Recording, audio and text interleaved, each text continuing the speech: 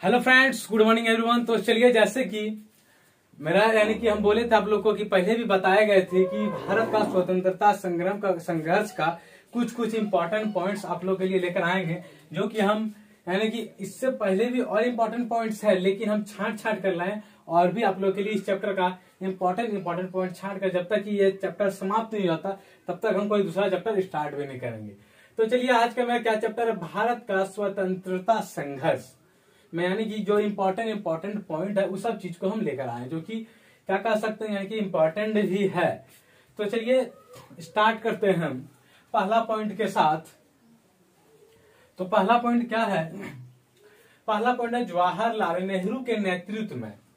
किसके नेतृत्व में? जवाहरलाल नेहरू के नेतृत्व में अंतरिम सरकार का गठन 2 सितंबर 1946 ईस्वी को हुआ। यानी कि अंतरिम सरकार का गठन कब हुआ? तो किसके नेतृत्व में? तो जवाहरलाल नेहरू के नेतृत्व में। और कब हुआ?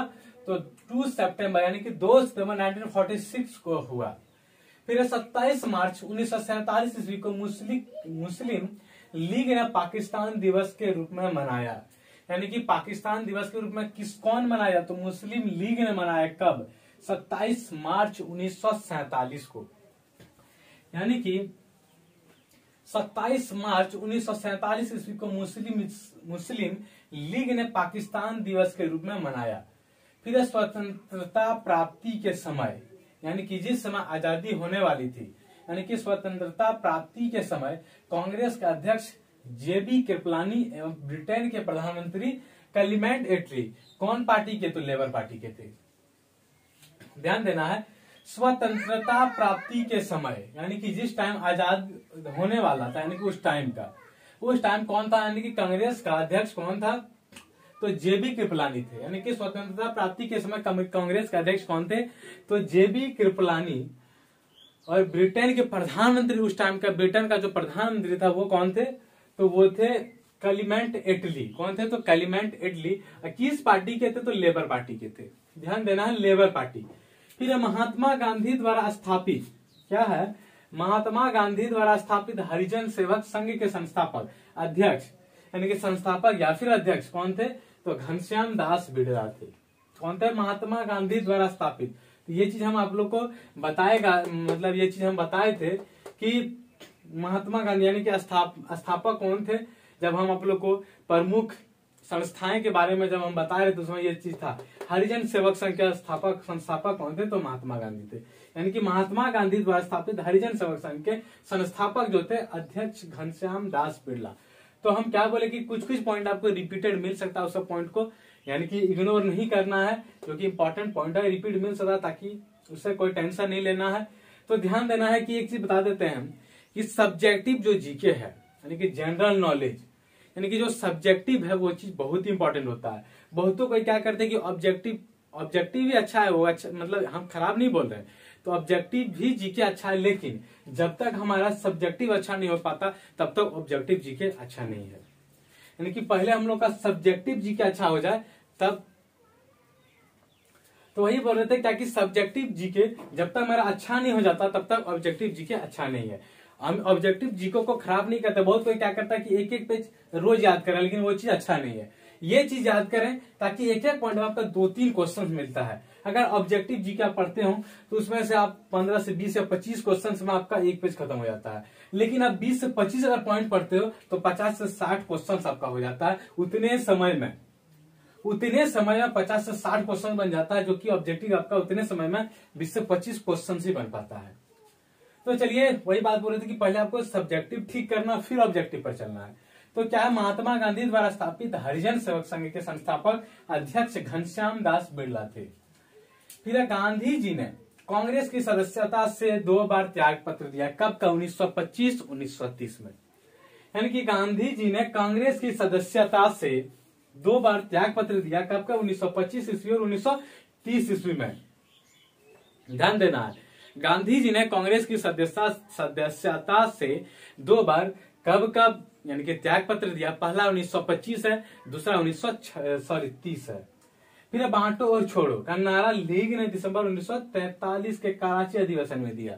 यानी कि बांटो और छोड़ो आंदोलन बांटो और छोड़ो आंदोलन का नारा लीग ने दिसंबर 1943 यानी कि दिसंबर के 1943 में कराची अधिवेशन में दिया। यानी कि कराची के अधिवेशन में 1943 के दिसंबर में लीग ने बांटो और छोड़ो का नारा दिया।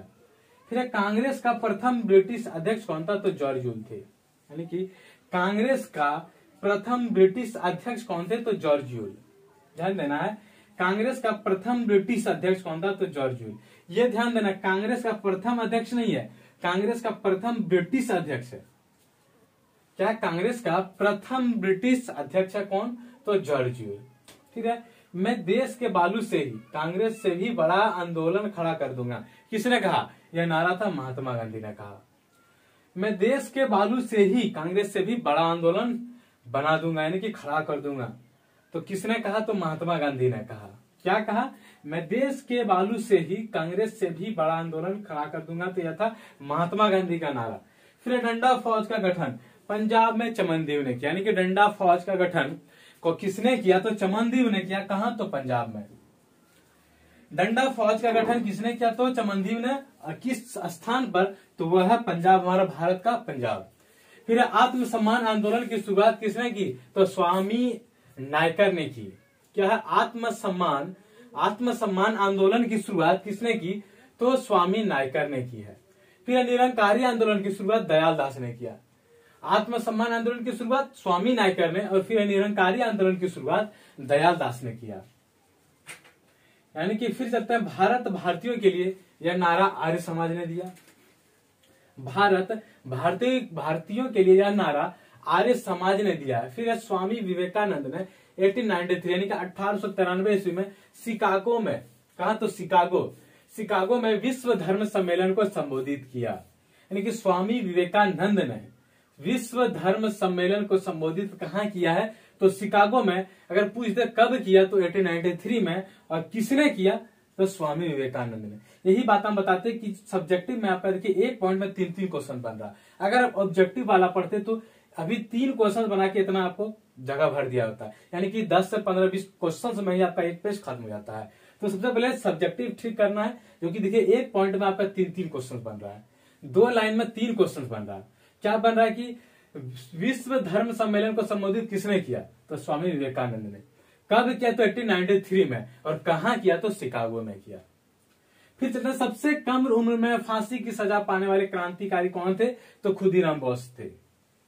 सबसे कम उम्र में यानी कि सबसे कम एज में फांसी पर चढ़ने वाला कौन क्रांतिकारी था? यानी कि सबसे तो ये थे खुदीराम बोस। यानी कि खुदीराम बोस को ही सबसे पहले यानी कि सबसे कम उम्र में फांसी देने वाले व्यक्ति थे, मतलब फांसी पाने वाले व्यक्ति थे। फांसी देने वाले ने फांसी पाने वाले कौन व्यक्ति थे सबसे पहले कम उम्र में? तो खुदीराम बोस। फिर महात्मा गांधी को सर्वप्रथम रविंद्रनाथ टैगोर ने महात्मा कहा। यानी कि महात्मा गांधी को सबसे पहले रविंद्रनाथ टैगोर ने महात्मा कहकर यानी कि संबोधित किया। वही बात है कि महात्मा गांधी को सर्वप्रथम रविंद्रनाथ टैगोर ने महात्मा कहा। फिर है महात्मा गांधी को सर्वप्रथम राष्ट्रपिता किसने कहकर संबोधित किया? तो सुभाष चंद्र बोस ने। यानी कि महात्मा गांधी को राष्ट्रपिता सर्वप्रथम किसने कहा? तो सुभाष चंद्र बोस ने कहा। महात्मा किसने कहा? तो रविंद्रनाथ टैगोर ने। और राष्ट्रपिता किसने कहा? तो सुभाष चंद्र बोस ने। फिर वल्लभ भाई पटेल को सरदार की उपाधि बारदोली सत्याग्रह की सफलता के बाद वहां की महिलाओं की ओर से गांधी जी ने प्रदान किया। यानी कि हम यह कह सकते हैं कि पहले सरदार वल्लभ भाई पटेल नहीं थे, पहले क्या थे? वल्लभ भाई पटेल की उपाधि जो मिली, तो सीधा सीधा याद रखना है सरदार वल्लभ भाई पटेल को सरदार की उपाधि कहां से मिली? तो बारदोली की महिलाओं के द्वारा मिली है। तो सीधा सीधा आपको ध्यान में क्या रखना है? तो बारदोली की महिलाओं के द्वारा यानी कि सरदार की उपाधि मिली है वल्लभ भाई पटेल को।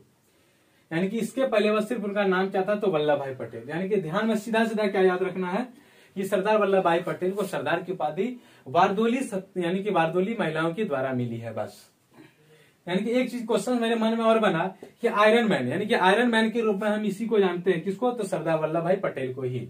ध्यान देना है, कुछ कुछ पॉइंट हमको लिखते नहीं है लेकिन आ जाता है दिमाग में तो हम बता देते हैं, उस सब पॉइंट को भी ध्यान में रखना है।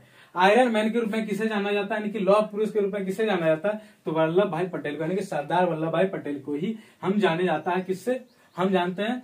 तो आयरन मैन के रूप में उसी को जानते हैं। फिर सुभाष चंद्र बोस को सर्वप्रथम नेताजी किसने कहा? तो एडोल्फ हिटलर ने कहा। सुभाष चंद्र बोस को सर्वप्रथम नेताजी किसने कहा? तो एडोल्फ हिटलर। यानी कि सुभाष चंद्र बोस नेताजी सबसे पहले कौन कहा? तो एडोल्फ हिटलर ने कहा था। फिर भारत का बिस्मार्क, भारत का बिस्मार्क किसे कहा जाता है? तो सरदार वल्लभ भाई पटेल को कहा जाता है। भारत का बिस्मार्क सरदार वल्लभ भाई पटेल को कहा जाता है। फिर है शुद्धि आंदोलन के प्रवर्तक कौन थे? तो स्वामी दयानंद सरस्वती थे। शुद्धि आंदोलन के प्रवर्तक कौन थे? तो स्वामी दयानंद सरस्वती। फिर एक बार रिपीट करना चाहेंगे हम शुरू से, तो जब तक जवाहरलाल नेहरू के नेतृत्व में अंतरिम सरकार का गठन 2 सितंबर 1946 को हुआ। यानी कि ये सभी क्वेश्चन इंपॉर्टेंट है। अंतरिम सरकार का गठन कब हुआ? तो 1946, 2 सितंबर 1946 को। किसके नेतृत्व में? तो जवाहरलाल नेहरू के नेतृत्व में। फिर 27 मार्च 1947 को मुस्लिम लीग ने पाकिस्तान दिवस के रूप में मनाया। 27 मार्च 1947 को मुस्लिम लीग ने पाकिस्तान दिवस के रूप में मनाया। फिर स्वतंत्रता प्राप्ति के समय कांग्रेस के अध्यक्ष कौन थे? तो जेबी कृपलानी। और ब्रिटेन के जो प्रधानमंत्री थे तो कौन थे? क्लेमेंट एटली। किस पार्टी के? तो लेबर पार्टी के। फिर चलते महात्मा गांधी द्वारा स्थापित हरिजन सेवक संघ। ये चीज हम पहले भी जिस टाइम महत्वपूर्ण संस्थाएं था वहां हम संस्थापक के रूप में हरिजन सेवक संघ के संस्थापक कौन थे? तो महात्मा गांधी।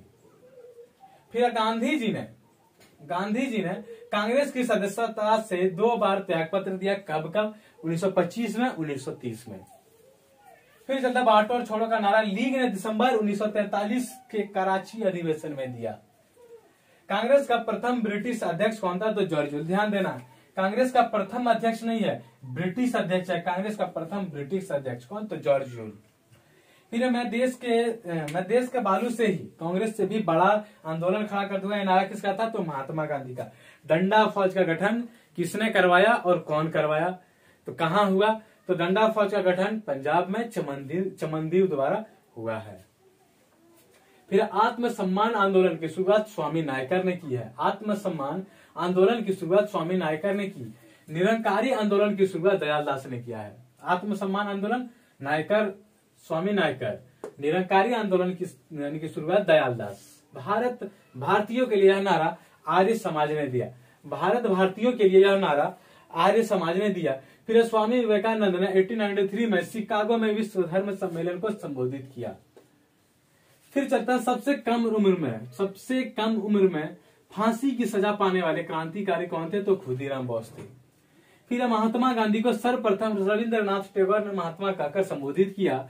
फिर महात्मा गांधी को सर्वप्रथम राष्ट्रपिता कहकर संबोधित सुभाष चंद्र बोस ने किया। महात्मा किसने कहा? तो रविंद्रनाथ टैगोर ने। राष्ट्रपिता किसने कहा? तो सुभाष चंद्र बोस ने। वल्लभ भाई पटेल को सरदार की उपाधि वारदोली यानी कि महिलाओं द्वारा मिली। उसके बाद आयरन मैन के रूप में वल्लभ भाई पटेल को ही जाना जाता है। फिर सुभाष चंद्र बोस को सर्वप्रथम नेताजी एडोल्फ हिटलर ने कहा। यानी कि सुभाष चंद्र बोस को सर्वप्रथम नेताजी किसने कहा? एडोल्फ हिटलर ने। फिर भारत का बिस्मार्क किसे कहा जाता है? तो भारत का बिस्मार्क सरदार वल्लभ भाई पटेल को कहा जाता है। और शुद्धि आंदोलन के प्रवर्तक कौन थे? तो स्वामी दयानंद सरस्वती। शुद्धि आंदोलन के प्रवर्तक कौन थे? तो स्वामी दयानंद सरस्वती। तो चलिए इसी के साथ हम समाप्त करते हैं। यानी कि भारत का स्वतंत्रता संघर्ष, यानी कि ये चैप्टर मेरा समाप्त हुआ नहीं है। इस चैप्टर हम इम्पोर्टेंट और भी पॉइंट लेकर हम लाएंगे आप लोग के लिए। उसके बाद ये चैप्टर समाप्त होने के बाद जो हम बीच में छोड़े थे उधर चैप्टर वाइज, उस चैप्टर को हम स्टार्ट करेंगे। तब तक के लिए थैंक यू। फिर मिलेंगे अगले क्लास में।